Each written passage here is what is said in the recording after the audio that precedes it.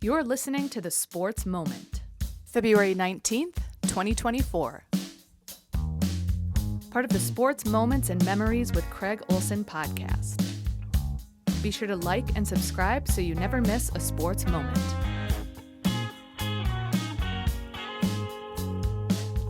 Sponsored by Pemberton Law and Lake Area Docks and Lifts. Lake Area Docks and Lifts, more than just docks and lifts. Lake Area Docks and Lifts. Fergus Falls and Perham Gymnasts have qualified for state after a section weekend, and we want to congratulate Michelle Lamau and Maya Fear from Fergus Falls and Avery McAllister and Elise Reuter from Perham on qualifying for the state Class A gymnastics competition. Michelle Lamau was third on the beam, and Maya Fear tied for third in floor exercise, so they will both represent Fergus Falls in the state event.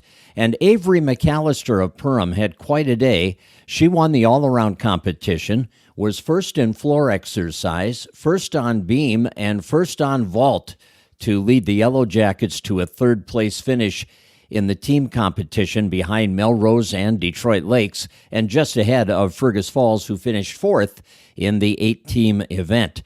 So McAllister will compete in the all-around on all the events. And for Elise Reuter, she qualified fourth on the beam and was sixth in floor exercise, and she will compete at state in those two events. So pretty outstanding weekend for the gymnasts around the area, and they get to compete on the final day of competition at their state meet this coming weekend. So congratulations again. And hockey, the state girls tournament gets underway on Wednesday at the XL Energy Center in St. Paul. Of course, the Otters are back after successfully defending their section title, and they will play a quarterfinal round game at 1 o'clock Wednesday afternoon at the XL Energy Center up against the Dodge County Wildcats, who got the number 3 seed in the tournament. Holy Angels Academy is the number 1 seed. Orono got number 2, then Dodge County. War Road was seeded 4th, and Proctor Hermantown number 5, so that'll be quite a first-round matchup. Then the other 3 teams were random draws, and that is where the Otters drew Dodge County, the number 3 seed. And if the Otters win, they get a day off Thursday and then come back Friday for a semifinal round game at 11 o'clock at the XL. Should they lose that opening round game, they would play the next day, Thursday, at the Tria rink in the consolation semifinals. Now, to play in the third and final day of the tournament on Saturday, the Otters need to win at least one of their first 2 games. And the Otter boys hockey team has earned a home playoff game. They were the number 3 seeds when the seeding was announced in Section 6A, and the Otters will host a team they've shut out twice this year, the Wilmer Cardinals, the number 6 seeds, at 7 o'clock Tuesday night at the Community Arena in Fergus Falls. Alexandria got the number 1 seed. They will entertain Breckenridge Wahpeton in a quarterfinal round game Tuesday night. Number 2, Northern Lakes, will host Wadena Deer Creek, and number 4, Morris Benson, will be at home to Prairie Center. Now, if the Otters win on Tuesday night against Wilmer, they would move on to the MAC in St. Cloud on Saturday for a semifinal round contest at a time that is yet to be determined. And a week from today, the high school girls basketball playoffs will begin, so we'll be getting seeding information on Saturday about the Class A, AA, and AAA teams that will be following around our area, and that should be quite a postseason because we have some really strong teams in our region, especially in Section 6A, where you have Underwood and Hillcrest and West Central area and Hancock, a lot of strong girls teams who will be competing for the right to go to state out of the Section 6A. And then you have Pelican Rapids and Perham in the 8-2A competition, along with a real strong Barnesville team that will have something to say about the outcome in that section. So we're looking forward to what will be a fun week of playoff competition when it begins next Monday in girls basketball. Well, one of our sponsors, of course, is Lake Area Docks and Lifts, and we appreciate Donovan and Renee Rasmussen and all they do for youth in our area. And they are big sponsors of youth activities, no matter what it is.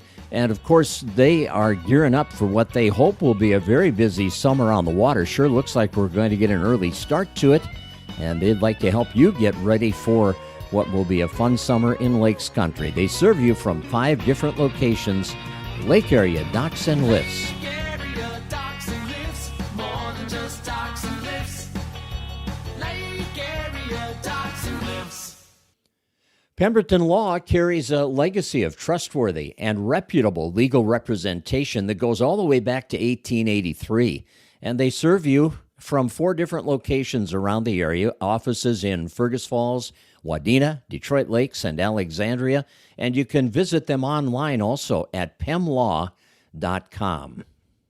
The Minnesota Gopher men's basketball team was in action at the Barn, Williams Arena, on Sunday night against Rutgers, and the Gophers, who have played some really good teams well but have come up short a number of times to Wisconsin and Iowa and Purdue most recently. They put it together last night when they needed to. Struggled a bit, but they did beat Rutgers 81-70. Pharrell Payne had 21 points, 11 rebounds, and a couple of blocked shots in that game, as the Gophers improved to 16-9 overall, and they are 7-7 now in the Big Ten. I've been looking ahead at some of the so-called experts' projections for the tournament field, the NCAA tournament field, and I don't see the Gophers listed in any of them. So Gophers have 16 wins. Usually the thought is you need to have 20 wins to be considered for the NCAA tournament, and among those 20, you need a signature win or 2. Now, the Gophers don't have that. They could have had it pretty easily against any of those 3 teams I mentioned, Wisconsin, Iowa, and Purdue, who are all very highly ranked and strong teams, but the Gophers blew leads in all 3 of those games and failed to put the game in the win column. So they still need that signature win, and they're running out of time. Plus, they need 4 more victories to get to 20. Certainly a strong NIT favorite if they don't make the NCAA tournament, and it's looking like that's going to be the case. Well, the Minnesota Timberwolves are off. The All-Star break is going on, and what a joke the All-Star game is in the NBA. They don't play defense. They just show off their athleticism on the offensive end, and I guess fans like it, but boy, it just is really hard to watch. The Eastern Conference won over the Western Conference in the highest-scoring NBA All-Star game of all time, 211-186. Really? 397 points in an NBA game. The Milwaukee Bucks' Damian Lillard was named the All-Star Game MVP. He had 39 points, and he joined Michael Jordan as the only other player in league history to win a Saturday night event. He won the three-point shooting competition, just edging out Karl Anthony Towns of the Wolves, and then to be named MVP in the same All-Star weekend. So pretty elite company there for Lillard to join with Michael Jordan. Karl Anthony Towns scored more points than anybody in the game, as he scored 50 in his 28 minutes on the floor. However, he lost out in the MVP balloting because Damian Lillard was on the winning team, and Karl Anthony Towns was not. Towns became only the 4th player in All-Star Game history to reach the 50-point plateau. Well, now that the All-Star Game is over, and after the next few days off, the schedule resumes for the Timberwolves on Friday night when they start a 7-game homestand. And this is where the Wolves have an opportunity to really make a dent in their lead in the standings, just increase that lead with 7 games in a row at home, and we'll see how that stretch plays out for them. The Minnesota Wild have been hot since their All-Star break ended. They are 7-2-1 in their last 10 games. They have a matinee game today against the Vancouver Canucks on President's Day at the XL Energy Center in St. Paul. And we're 38 days from opening day in the Major League Baseball season. Reading a lot about what are the Twins going to do here. They have another move left. They've got a little wiggle room on their salary cap that they were talking about before the season started. And they've got about $16 million to spend to get to what the amount was that they were talking about. And if they're serious about making a run this year, they still need to bolster, I think, their pitching staff. And, they've got a guy out there, Blake Snell, left-hander, runner-up in the winner of the Cy Young Award last season, his second Cy Young Award. He's still on the market. And, yeah, he's going to be expensive, but he's the ace the Twins need to put them over the top. He was 14-9 last year with a league-low 2.25 ERA and 32 starts, so he made every start he was scheduled to make. He threw 180 innings and has made at least 20 or more starts in his 6 full seasons in the major leagues. So a pitcher like that, yeah, he's going to cost you some money, but he's going to be well worth it at the top of the rotation. And again, he's one of those players, when you're this close, that will put the Twins over the top, in my estimation.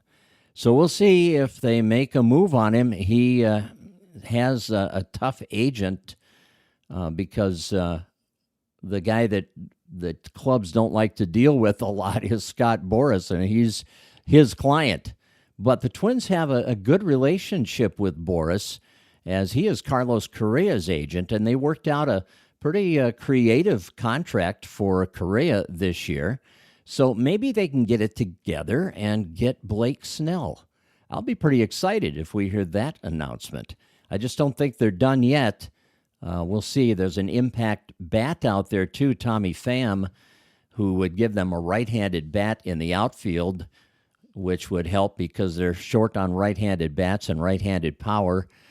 He's a 10-year veteran, not a real power guy, but he had 10 homers last year, stole 11 bases in 79 games with the Mets, then was traded to Arizona and hit 6 more homers and stole 11 more bags. So he might be in the running.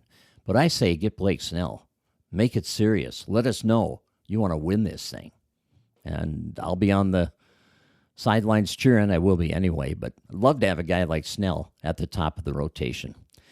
Well, it's a busy week, and this week on Saturday night in Pelican Rapids, the gymnasium is going to be dedicated in Rex Haugen's honor. The longtime coach at Pelican Rapids will be honored Saturday night when they name the gym in the Al Segle Activities Center after Rex Haugen. So it's going to be a special night. We're going to lead up to that on our podcast by talking with members of the 3 state tournament teams that Rex coached. The 1977 team, the 1984 team, and the 1993 team. We're going to be joined by Jim Knutson and Mike Martin talking about the 77 season. Also, Pat Westby and hopefully Tim Rogelstead talking about the 84 season. And then on the 93 season, Brian Hovland and Brian Korf are going to join us. We'll hear from Rex Haugen himself as well throughout the next 4 days, starting tomorrow, going through Friday on our podcast.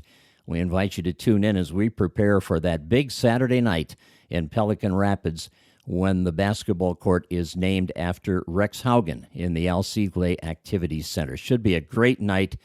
If you're going over there Saturday for that dedication, you better get there early because it is going to be jam-packed with Pelican Rapids fans, former players under Rex and their families, and just basketball people from around the region who want to honor one of the great coaches of the last half century. So we look forward to that and look forward to talking to all these former players about Rex and about their special state tournament years. That's what we're going to feature this week on the podcast. It's Sports Moments and Memories with Craig Olson, and we thank you for joining us. You've been listening to The Sports Moment with Craig Olson, sponsored by Pemberton Law and Lake Area Docks and Lifts. Produced by Sunroom Lab. Music by Blue Red Roses. Subscribe wherever you get your podcasts, and thanks for listening.